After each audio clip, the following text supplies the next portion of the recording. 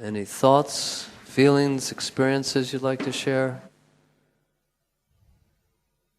Her sit bones changed the shape. In the beginning, they were very sharp and pointed, and they became softer and wider and more nice. Well, that's good. I think that can sometimes result from when we increase the possibility of where we can sit on the sit bone. Obviously, the shape of your sit bone didn't change. But as we increase the range of mobility that we can access movement from that place, it feels softer, easier to sit on. Good. She notices how her feet go into the ground as she was walking. Does it make the difference between left and right less? The difference is still there. Yeah, okay. I'm just curious. But it's less. It is less. Good. Yeah, good. When I first asked you to lift your sit bone and push your feet, was it still a bit of a surprise to do it? Had you been doing it already? Yeah, some no? Okay, good. Some were surprised though, I see. So how many times do we have to be told this? And it sounds silly, but it's true. We have to be reminded hundreds and hundreds and hundreds of times.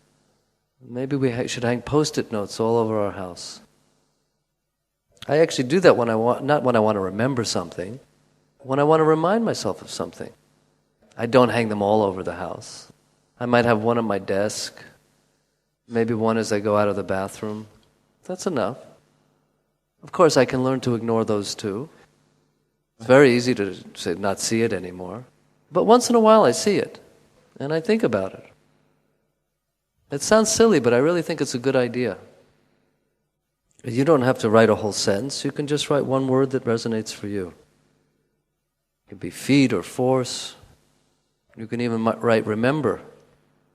And then you could do anything you want. Any other experiences from the lesson? Yeah?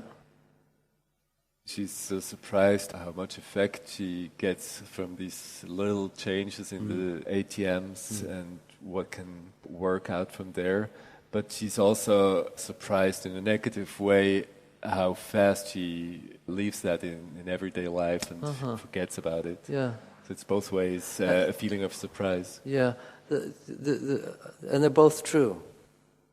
The feeling of surprise I still have myself when I do an ATM. Internally for me it feels like kind of, huh?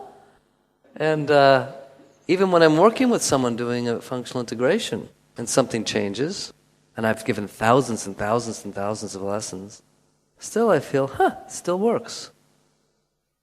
Now, the other side of it is, how quickly do we lose things? So, I mean, what I was talking about with the post-it note was for a reason. It depends on your life and what you do, of course. See, for me it's different because my life is totally immersed in this ideas and this work. In fact, when I work to give someone a lesson privately, so much of it revolves around my own self-organization that I'm continually shuttling between that and what I sense in the other person. So I practice it. I couldn't practice it all the time. It's important to let go and not think about these things. And I can't say how it would be because it's different for everybody. But to find not a time, but some moments when you can attend to yourself like this. If you say something like, whenever I'm working at the computer, I'll pay attention to this. First of all, it won't work, because you sit in front of the computer like this anyway. We need a moment like, okay, whenever I get up from the dinner table. Actually, I think a great place is in the toilet, because you're alone.